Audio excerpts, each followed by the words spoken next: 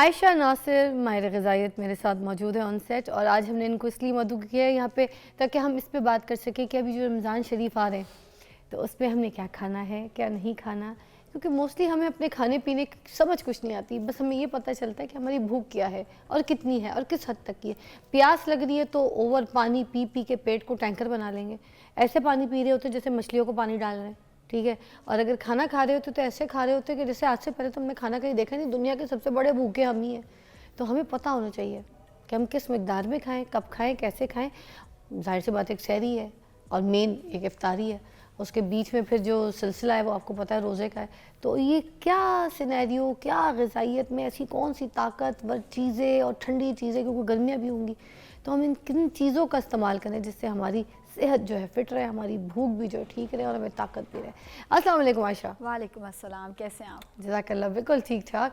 आयशा, आज हम बात करेंगे रमज़ान की डाइट के ऊपर कि रमज़ान की डाइट में हम कौन सी ऐसी गलतियाँ कर जाते हैं, स्पेशली जब हम राशन लाते हैं। राशन वो आता है जो रमज़ान के लिए स्पेशल हर घर में आता है और अलग होता है, आम रूटीन के राशनों से डिफरेंट होता है। अब इन राशनों में हमें कौन सी ऐसी चीज़ें जो स्पेसिफिकली ज़रूर लेनी चाहिए और उनको इस्तेमाल करना चाहिए, और कौन सी ऐसी चीज़ें जो रमज़ान के टाइम पे वो राशन में स्किप कर देनी चाहिए, फिर हम डाइट पे आते हैं। अच्छा, सबसे पहले तो हम जो सबसे पहली चीज़ उठाते हैं वो शरबत है। बहुत ज़्यादा शरबत, और हर तरह का, बादामों का, इलायची का, लाल शरबत या खट्टा ऑरेंज वाला शरबत, सारे शरबत जो हैं वो आपने जितना हो सके अवॉइड करने हैं। हाँ, शुगर फ्री मशरूबात आ गए हुए हैं। शुगर फ्री आपको उतना नुकसान नहीं देगा जितना चीनी वाला शरबत। लाल शरबत भी आपको शुगर फ्री मिल जाएगा, आपको ऑरेंज खट्टा वाला शरबत भी शुगर फ्री मिल जाएगा। जो बादामों वाला शरबत है वो स्टीविया के साथ घर पे बनाया जा सकता है। रेसिपीज़ भरी पड़ी हैं, हर जगह पे अवेलेबल हैं। ताज़ा बनाएं, या इवन बना के आप फ्रिज में हफ्ते के लिए रख भी सकते हैं, मगर स्टीविया के साथ बनाएं उसको। अच्छा। तो पहली गलती तो ये मशरूबात वाली होती है। दूसरी होती है ये जो हम बहुत ज़्यादा सॉस, केचप, सहरी है तो कबाब खाने हैं उसके ऊपर हमने केचप बहुत ज़्यादा डाल देनी है। अफ्तारी है तो उसमें रोल समोसे, तो चलो ठीक है वो हम पे फ़र्ज ही हैं रोज़ों में, हमने समझा तो यही हुआ है। रोज़े हमारे इनकम्प्लीट हैं रोल समोसों के बगैर। तो उसके साथ जो सॉस, एक तो वो खुद कहीं ना कहीं एक जंक फूड में आ जाता है, उसके साथ हम कॉम्बिनेशन बनाते हैं जी सॉस का, केचप का, उसका इस्तेमाल जो है वो आपने कम से कम करना है। अच्छा। चीज़ का इस्तेमाल, बिकॉज हमारे यहाँ अगर हम रोल बना रहे हैं उसके अंदर चीज़ भी डाल दिया, उसके अंदर नूडल्स भी डाल दिए। मैं ये नहीं कह रही आप रोल्स ना बनाएं, आप सब्जियां ज़्यादा डाल के रोल्स बना सकते हैं, लेकिन उसमें जो लवाजमात हम डालते हैं ना उनका इस्तेमाल कम से कम करें। जितनी हम कैलोरीज को कम रखेंगे उतना ज़्यादा। ये जो रोल्स वगैरह बनाते हैं उसमें मोज़रेला हाँ, और ये वाली चीज़ वगैरह ये कम से कम। अच्छा। यही वो चीज़ें जो हिडन कैलोरीज है। कॉटेज चीज़ भी नहीं।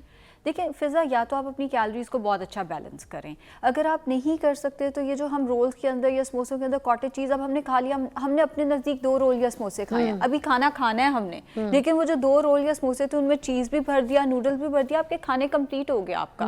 आप डिनर नहीं कर सकते। बट द थिंग इज़ कि हमें रात 10-11 बजे भूख लगती है, आपको भी लगती है, मुझे भी लगती है। उस टाइम पर अब हमें खाना भी चाहिए, खाना नहीं तो जो लेफ्ट ओवर्स हैं वो चाहिए। इतने लोगों को मैंने देखा है कि रमज़ान के एंड पे 5-6 किलो वेट बढ़ जाता है उनका। रिड्यूस तो क्या ही होना है, आप 2 खाने खा रहे हैं और 2 खाने खा के कैसे वेट आपका जो है वो 5-6 किलो बढ़ गया। वो इन्हीं हिडन कैलोरीज की वजह से होता है जो हम गलतियां कर रहे होते हैं। बाकी दही भल्ले वगैरह वो हमारा हक है। मैं ये नहीं कहती कि गरीब बंदा या आम बंदा, मेरे जैसा बंदा, हम अपने आप को स्टार्व करें। अगर हमें पसंद है दही भल्ले हम ज़रूर खाएं, लेकिन फुल्कियाँ या जो भलियाँ हैं वो कम डाल लें। दही हेल्दी चीज़ है वो ज़रा ज़्यादा डाल लें। कच्ची सब्जियाँ, प्याज, टमाटर वगैरह वो ज़रा ज़्यादा डाल दें। भलियाँ अनहेल्दी हैं, तो ये तो हम बाजार में खरीद के लाते हैं, भलियाँ तो कम लाएं। मैं मना तो नहीं कर ले आए रमज़ान में, मगर इस मिकदार में नहीं कि रोज़ रूटीन में ये बन रही हैं। एग्जैक्टली। और अगर डाल भी रहे हैं ना, एज ए सेड, आप उसमें दही ज़्यादा डालें, आप उसमें उबले चने डाल दें, आप उसके अंदर सलाद ज़्यादा डाल दें। भलियाँ या जो भल्ला है या फुल्कियाँ जिसको हम कहते हैं वो आपने बड़े जो होते हैं, दही बड़े, वो कम से कम रखें। एक बंदे के लिए half cup more than enough है, वो भी सोक होने के बाद, फूलने के बाद वो हाफ कप वो पर डे। अगर आप ये ले रहे हैं तो फिर आप चना चाट ना लें, मतलब दिन में एक ही चीज़ है। नाम चना ठीक है, चना चाट अच्छी चीज़ है, उसमें तो प्याज, टमाटर, लोग खीरा भी डाल देते हैं, कैबेज भी डाल देते हैं, फिर दही भी होता है, कुछ में कुछ खट्टा भी डालते हैं, इमली का पानी भी डालते हैं, नींबू भी डालते हैं। कुछ भी बुरा नहीं है इसके अंदर। इमली की चटनी जो लोग डालते हैं वो स्टीविया के साथ आप बना लें। अच्छा। चना चाट बुरी चीज़ नहीं है, बल्कि वो अच्छी चीज़ है फ़िज़ा, क्योंकि हमसे रोज़ों में सलाद नहीं खाया जाता। अब रोज़ा खोल के कौन सलाद का इस्तेमाल करे, तो उस केस में आप चना चाट का इस्तेमाल कर सकते हैं। फाइबर का अच्छा सोर्स है, प्रोटीन का अच्छा सोर्स है। चटपटी मिर्च मसाले डाल के जो फ्रूट चाट चाट बनाते हैं जिसमें बड़ा ज़्यादा वो चटखारेदार खटाई भी डाल देंगे, चाट मसाला भी डाल देंगे, गरम मसाले पाउडर भी, लाल मिर्चों की भी दुकान, चीनी भी डाल देंगे फिर उसमें। हाँ, और क्रीम भी डाल देंगे, क्रीम भी डाल देंगे। हाँ, जी। तो ये गलत है। आप हेल्दी चीज़ें डालें, और फ्रूट तो इटसेल्फ बहुत मीठा होता है, आपने उसको क्या ही, मुझे तो फ्रूट भी एक डिज़र्ट लगता है। अपनी आदतें थोड़ी सी मॉडिफाई करें, थोड़ी सी अपनी आदतें जो है वो बदलना शुरू करें। आप फ्रूट खाएं, लेकिन फ्रूट के ऊपर जैसे हम किन्नू निचोड़ देते हैं, अब वो हमने एमी कैलोरीज ऐड कर दी। फ्रूट आप वैसे खाएं, वो मीठी चीज़ है, खा के अच्छा लगता है। हम उसके ऊपर या तो वो कोई शरबत डाल देते हैं, बने बनाए जो शरबत आते हैं वो डाल दिया, फ़लाँ जूस हम उसके ऊपर ज़रूर डाल देते हैं, किसी एक सर्टन ब्रांड का मैंगो जूस या ऑरेंज जूस हम ज़रूर डालते हैं, फिर उसके ऊपर नमक डाल के लेते हैं। लोग रोज़ों में भी चाय के अंदर नमक डाल के लेते हैं। ये वो चीज़ें हैं जो आपको फ़ायदे से कहीं ज़्यादा फिर नुकसान देती कुछ हैं। लोग पीते हैं नमक वाली चाय, नमक डाल के, चीनी भी डालेंगे मगर उसमें नमक भी डालेंगे। नमक भी होना चाहिए। ये वो चीज़ें हैं जो आपको डिहाइड्रेशन भी करेंगी, जो आपका वेट भी बढ़ाएंगी, जो आपको फिर वो जलन जो शुरू हो जाती है रोज़ा खोल के। अच्छा, ये जो दूध सोडा का कॉन्सेप्ट है, बड़े गौर से सुनिएगा। मैं जब कराची में रहती थी वहाँ ये चीज़ें नहीं थी, वहाँ पे लस्सी वगैरह पिलाते हैं रोज़ा खोल के ना, ये ज़्यादा मैंने देखा है। लाल पीला शरबत सब पीते हैं मगर ज़्यादा लस्सी वस्सी का ट्रेंड है। लाहौर में जब आई तो मैंने यहाँ पे देखा दूध में सोडा मिक्स करके पीते हैं, आपको पता है। फिर उसमें लाल शरबत भी डालेंगे या फिर हरा शरबत भी डालेंगे, कोई ऐसी शरबत भी डाल के उसका रंगत भी चेंज करेंगे, ठीक है।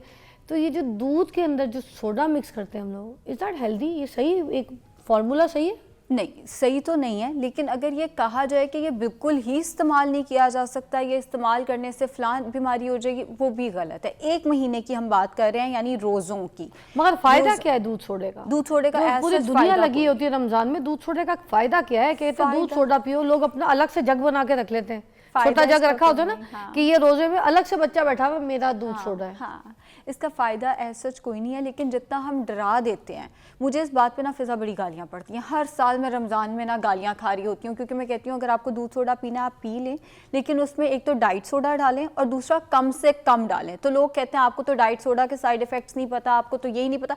आप 1 गिलास अगर पीना चाहते हैं, वो जो हम उल्टी सीधी चीज़ें खा रहे होते हैं, लाल शरबत पी रहे हैं, ये जो ग्रीन वाली बोतल हम दूध में डाल के पी रहे हैं, या जो हम बाकी चीज़ें दूध के कॉम्बिनेशन बना रहे हैं, उसकी निस्बत ये इतना बुरा कॉम्बिनेशन नहीं है कि हम अपने क्लाइंट्स को डिप्राइव ही करते हैं उससे। डिप्राइव होने वाली चीज़ नहीं है, लेकिन ये अच्छी प्रैक्टिस भी नहीं है। अब इस बात का मतलब ये है कि रमज़ान के तो चलें 29-30 दिन हम इसको कर लें, और दिन में 1 गिलास, यानी इफ्तारी में 1 गिलास आप दूध सोडा पिएं, यानी कि पूरा जग आपने बना के पी लिया। उसके बाद आपने इसको परमानेंट आदत नहीं बनानी। कई घरों में रात को सोने से पहले दूध सोडा पीते हैं, वो बुरी चीज़ है। दूध को क्या ये कोई गैस पैदा करती है? क्या ये कोई डाइजेस्टिव सिस्टम को कोई आराम देती है? क्या करती है ये? कोई नुकसान, उसका फ़ायदा मुझे एग्जैक्ट समझ नहीं आ रही फिगर। अच्छा, दूध क्यों है ये फार्मूला? सिर्फ आपको एक वाव फैक्टर देता है। वो जो सोडा है, आप आम रूटीन में भी आपको प्यास लगी हुई हो, हम एकदम गैस वाली जो बोतल पीते हैं, हमें बड़ा सुकून आ जाता है। प्यास नहीं बुझती, लेकिन हमें सुकून बड़ा आ जाता है। एक वाव फैक्टर होता है जो हमें फौरन ही मिल जाता है। बस वो वाव फैक्टर ही आपको दे रहा है, ना वो गैस के लिए अच्छा। बल्कि मैंने पेशेंट्स को कहते सुना, हमें गैस हो जाए, हम दूध सोडा पीते हैं, उससे गैस का इशू बढ़ जाएगा, गैस्ट्रिक इशू बढ़ेगा, उससे कम नहीं होना। दूध खुद भी गैस बढ़ाता है, दही बेहतर ऑप्शन है अगर आपको गैस का मसला है, और बोतलें भी गैस का मसला बढ़ाती हैं, स्टमक के लिए भी बुरी हैं ये चीज़ें।